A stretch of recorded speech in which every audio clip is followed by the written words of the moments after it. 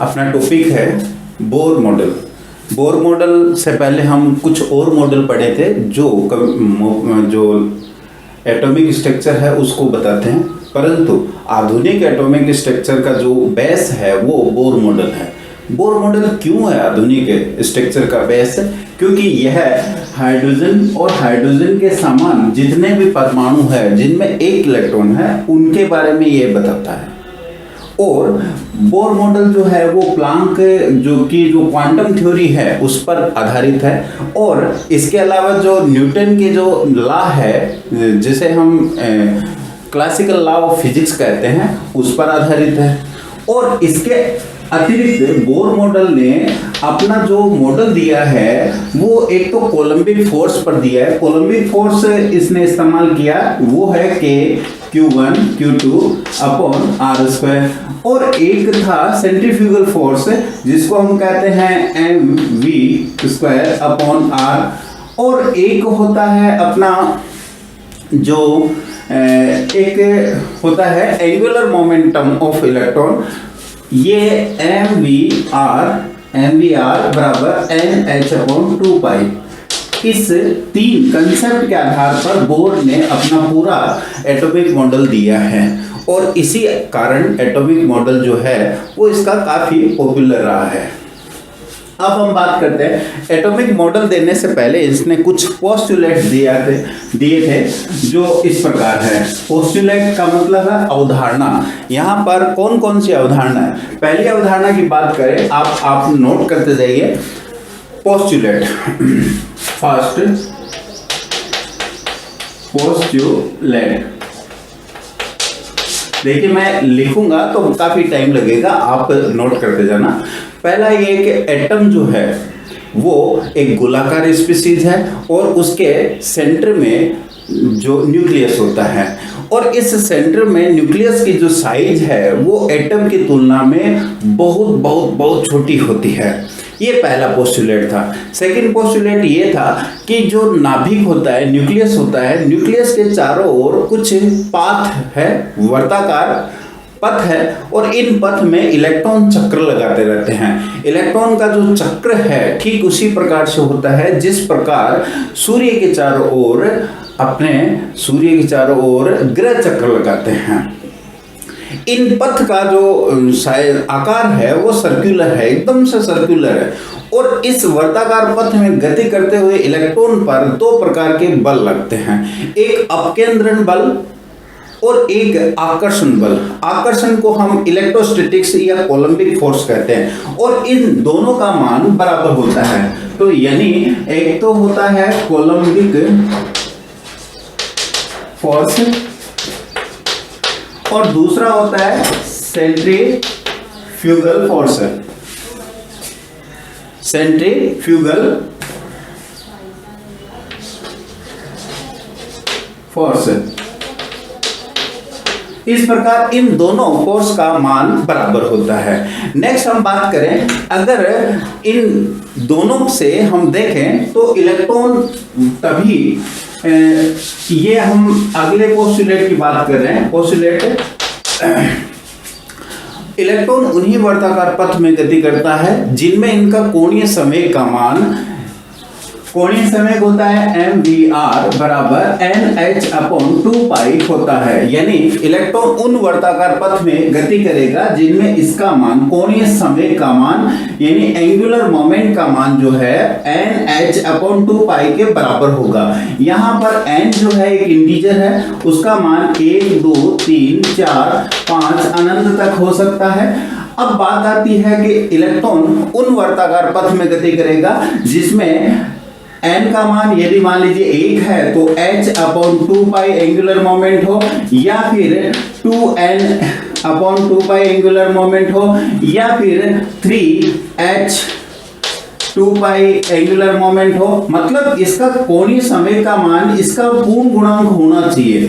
पूर्ण गुणांक होगा उन्हीं में इलेक्ट्रॉन वर्ताकार पथ में गति करेगा, अदरवाइज नहीं करेगा। नेक्स्ट पोस्टुलेट की हम बात करें तो इन वर्ताकार पथ में जो गति करता है इलेक्ट्रॉन, उनको हम स्टेशनरी ऑर्बिट कहते हैं, एक स्थिर ऊर्जा वाले कक्षक कहते हैं। इनकी ऊर्जा जो है वो कांस्टेंट होती है। नेक्स्ट हम बात करें इन ऊर्जाकार पथ को, इन ऊर्जा वाले पथ को हम एनर्जी लेवल कह सकते हैं। एनर्जी लेवल कहने के बाद इनका हम नोमेनक्लेचर भी कर सकते हैं। जैसे बोर ने इनका नोमेनक्लेचर इस प्रकार से दिया था, जैसे मान लीजिए ये एक नाभिक है, नाभिक के चारों ओर ऊर्जा वाले पथ है और इन ऊर्जा वाले पथों को इसने नाम दिया था K L M M N O P something, कुछ इस प्रकार से हम इनको ऊर्जा वाले पथ E1, E2, E3, E4, E5 energy level के रूप में कह सकते हैं। मतलब प्रत्येक ऊर्जा स्तर को हम मतलब प्रत्येक वर्ताकार पथ जो नाभिक के चारों ओर है, पहले पथ को प्रथम ऊर्जा स्तर, दूसरे को दूसरा ऊर्जा स्तर, तीसरे को तीसरा ऊर्जा स्तर, इस प्रकार से हम इनको डिनोट कर सकते हैं। अब हम बात करें कि अगर बोर मॉडल ये कह रहा है कि इन वर्ताकार पथ में इलेक्ट्रॉन गति करता है, तो गति करते समय क्या इलेक्ट्रॉन ऊर्जा का उत्सर्जन या अवशोषण करता है? तो इन्होंने कहा नहीं, ऊर्जा का उत्सर्जन अवशोषण तभी करता है जब इलेक्ट्रॉन एक ऊर्जा स्तर से दूसरे ऊर्जा स्तर में, एक एनर्जी लेवल से दूसरे एनर्जी लेवल में ट्रांसफर होता है। अदरवाइज ये ऊर्जा का उत्सर्जन अथवा अवशोषण नहीं करता। इसका मतलब ये हुआ, इन्होंने ये कहा कि जब इलेक्ट्रॉन ऊर्जा का उत्सर्जन या अवशोषण करता है तो उसकी ऊर्जा डेल्टा E बराबर h न्यू के बराबर होती है। h न्यू यानी एक निश्चित फोटोन की ऊर्जा के बराबर होती है। ये फोटोन की ऊर्जा जो है वो दो एनर्जी लेवल में एनर्जियों के अंतर, ऊर्जाओं के अंतर के बराबर होगी। इसे हम बोर फ्रीक्वेंसी कहते हैं, बोर कंडीशन, बोर फ्रीक्वेंसी की कंडीशन कहते हैं। ये बोर मॉडल का बोर फ्रीक्वेंसी कंडीशन कहलाता है। अब बात आती है यहाँ पर इन दो ऊर्जा स्तर में क्या अंतर है। अगर मान लीजिए ये E2 जो है वो ज्यादा एनर्जी का है, तो यहाँ पर क्या हुआ, उच्च ऊर्जा स्तर से निम्न ऊर्जा स्तर में इलेक्ट्रॉन आ रहा है, तो हम यहाँ कहेंगे इमिशन हो रहा है। यानी अगर इलेक्ट्रॉन यहाँ E1 माने, यहाँ E2 माने, तो इलेक्ट्रॉन ऊपर से नीचे आता है तो इमिशन होता है। और अगर इलेक्ट्रॉन निम्न ऊर्जा स्तर से उच्च ऊर्जा स्तर में जाता है तो इलेक्ट्रॉन एनर्जी को एब्जॉर्ब करता है। तो इस प्रकार से इलेक्ट्रॉन तभी ऊर्जा का उत्सर्जन अथवा अवशोषण करता है जब यह एक एनर्जी लेवल से दूसरे एनर्जी लेवल में जाता है। रिपीट कर देता हूं, अगर मान लीजिए लोअर एनर्जी लेवल से उच्च एनर्जी लेवल पे जाता है तो यह ऊर्जा को अवशोषित करता है, और अगर ये उच्च ऊर्जा स्तर से निम्न ऊर्जा स्तर में जाता है तो ऊर्जा का ये क्या करता है, उत्सर्जन करता है। तो ये बोर मॉडल का मेन आधार है, पोस्टुलेट है, जो इसको समझ सकते हैं। नेक्स्ट हम बात करें बोर मॉडल के कुछ कैलकुलेशन की जो इसने दिया था। बोर मॉडल की कैलकुलेशन में हम पहले बात करते हैं, बोर ने एक एटॉमिक रेडियस का जो कैलकुलेशन किया था वो किस प्रकार से किया था। बोर हम टॉपिक ले लेते हैं, application of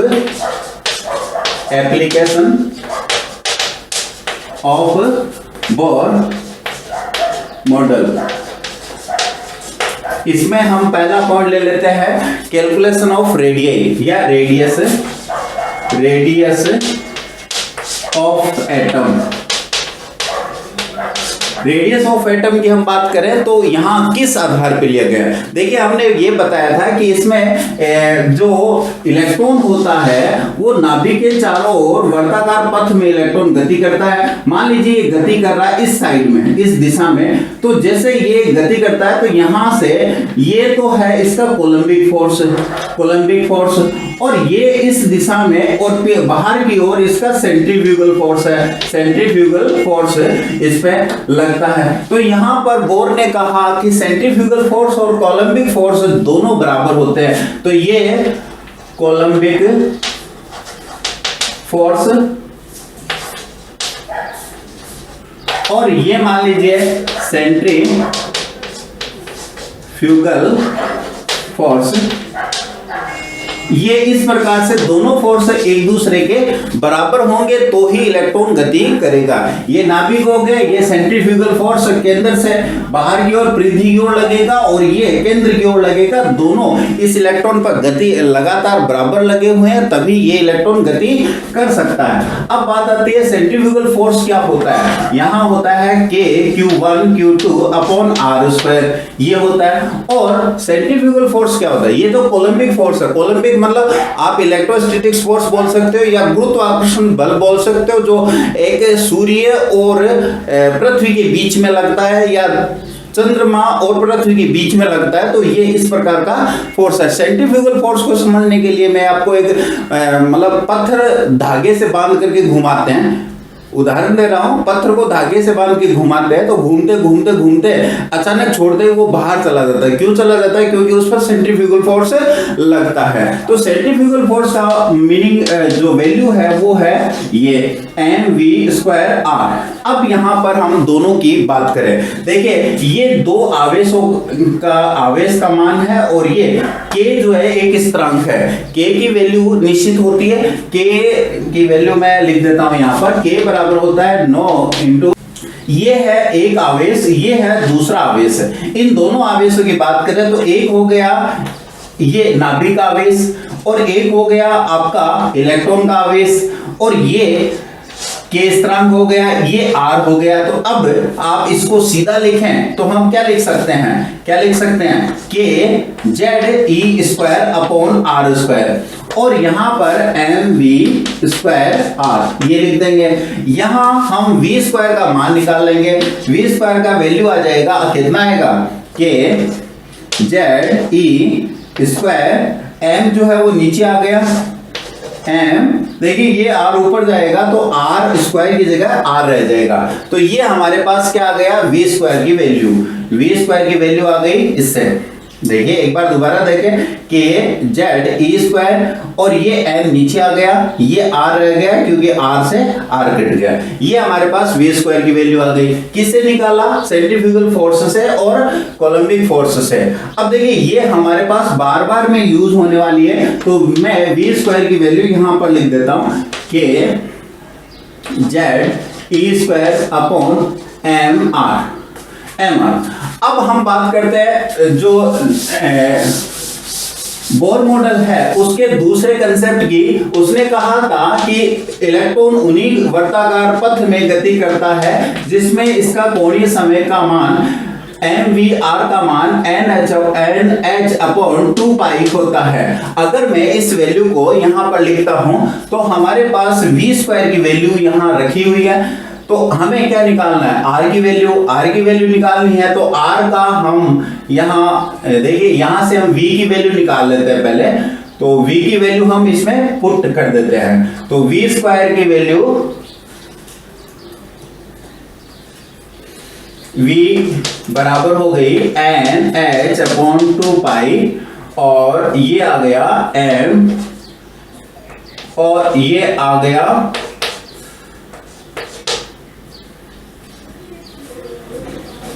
nh 2 pi m और r, ये आ गया। और इससे हमें क्या निकल गया? v² की वैल्यू निकालने के लिए हमें इस पर ये स्क्वायर लगाना है, यहां पर 2 ये 2। अब हम इसमें पुटअप कर देते हैं तो ये देखिए ये तो हो गई इक्वेशन फर्स्ट और ये हो गई इक्वेशन सेकंड। इससे हम इनकी वैल्यू यहां पर पुटअप कर देते हैं, किसमें? इसमें। चलिए अगला स्टेप हम देखते हैं। देखिए वैल्यू को पुटअप करने के बाद हमारे पास क्या आता है, n का स्क्वायर h का स्क्वायर अपॉन 4 पाई का स्क्वायर और m का स्क्वायर और r का स्क्वायर। ये तो आ गई इसमें वैल्यू। और v स्क्वायर की वैल्यू जो पहले से थी वो था k z e square upon m r, ये थी। अब देखिए हमें इससे r की वैल्यू निकालनी है। r की वैल्यू निकालने के लिए मैं इसको ट्रांसफर कर देता हूं। हमारे पास वैल्यू आ जाएगी r की, r बराबर हो जाएगा, देखिए ये r यहां चला गया, r से r कट गया, तो हमारे पास आ गया k z e स्क्वायर, ये तो नीचे आ गया, और ये आ गया n स्क्वायर h स्क्वायर, और ये नीचे रहेगा 4 पाई स्क्वायर m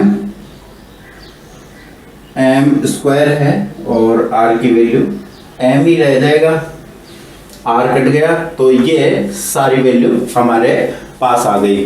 तो ये हमारे पास r की वैल्यू है।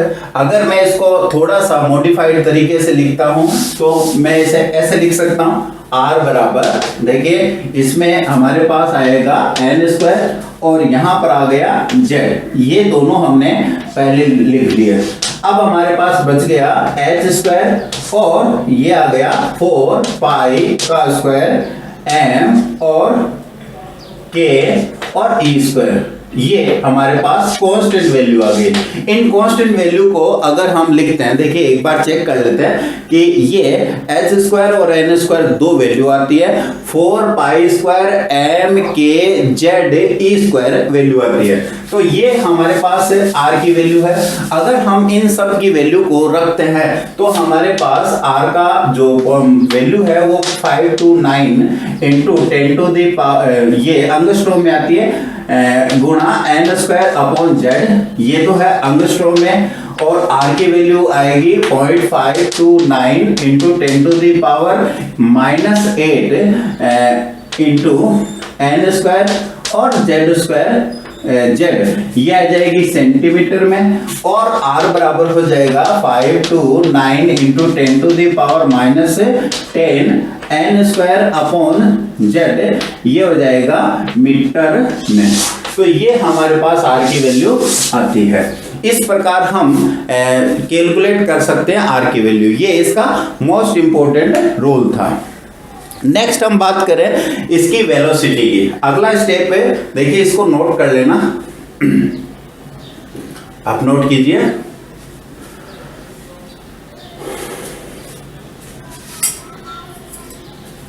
नेक्स्ट हम बात करते हैं वेलोसिटी की। वेलोसिटी की हम बात करें, यानी इलेक्ट्रॉन जो वर्ताकार पथ में गति कर रहा है उसकी वेलोसिटी क्या होगी। वेलोसिटी ज्ञात करने के लिए हमें वापस वही फॉर्मूला लेना होगा।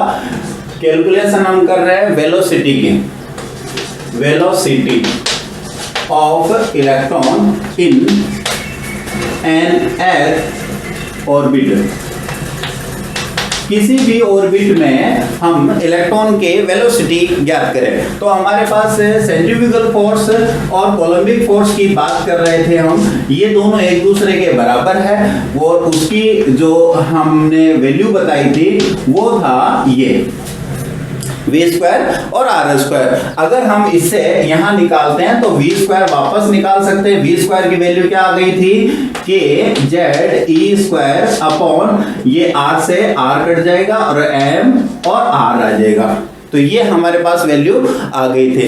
अब देखिए यहां पर हम क्या करते हैं, r की वैल्यू को पुट अप कर देते हैं। r की वैल्यू कहां से आएगी, r की वैल्यू आएगी, हमारे पास एक बोर मॉडल की पोस्टुलेट थी कि mv r बराबर होता है nh अपॉन 2 पाई, और उससे मैं r निकालता हूं तो हमारे पास nh 2 पाई तो है और m और v यहां पर आ गया, तो इससे हम r की वैल्यू को यहां पर पुट अप कर देते हैं। तो v स्क्वायर बराबर हो गया आपका k z e square upon m r तो यहां पर है, और इस r की वैल्यू को हमने यहां पर क्या लिखा, n h यहां पर लिख दिया, तो ये आ गया 2 पाई ऊपर आ गया, m और v आ गया, ये वैल्यू आ गई। अब देखिए m से m कट गया, ओके, और क्या कटेगा, कुछ है नहीं, ये z है और ये e स्क्वायर है और ये nh है। तो हमारे पास v स्क्वायर का जो वैल्यू है v स्क्वायर के रूप में है, हमें वेलोसिटी को ज्ञात करना है। तो देखिए यहाँ पर ये v एक और है, इस v को हम इधर ट्रांसफर करें तो इसे स्क्वायर कट जाएगा, तो हमारे पास क्या आ जाएगा, ये भी कट गया और ये भी कट गया, तो v बराबर आ गया k z e square. z को हम बाहर ले लेते हैं, इसको देखो दोबारा लिख देता हूँ, 2 पाई k e square upon h, और यहाँ गुणा में लिख देता हूँ z अपॉन n। ये वैल्यू आ गई। ये हमारे पास एक फिक्स वैल्यू होती है। दोबारा देखिए 2 पाई k e स्क्वायर, के z को मैंने बाहर लिख दिया, और h और n। देखिए यहाँ पर ये कांस्टेंट वैल्यू है, और इस कांस्टेंट वैल्यू की वैल्यू रखने पर हमारे पास वेलोसिटी का मान आ जाएगा। वेलोसिटी का मान जो होता है वो कितना होता है, वेलोसिटी बराबर होती है v बराबर 2.188 into 10 to the power 6 into 10 to the power 6 into ये सारी वैल्यू का जो राशि है उनकी वैल्यू रखने पर ये मान आ जाता है, और z अपॉन n, और ये मीटर प्रति सेकंड में इसकी वेलोसिटी आती है। मतलब जिस ऑर्बिट की हम बात करें उस ऑर्बिट की वैल्यू और उस एटम की एटॉमिक संख्या रखने पर हमारे पास उसकी nth, मतलब कौन से ऑर्बिट है, किस ऑर्बिट है, उसकी वेलोसिटी हमें प्राप्त हो जाएगी। तो इस प्रकार हम वेलोसिटी ज्ञात कर सकते हैं।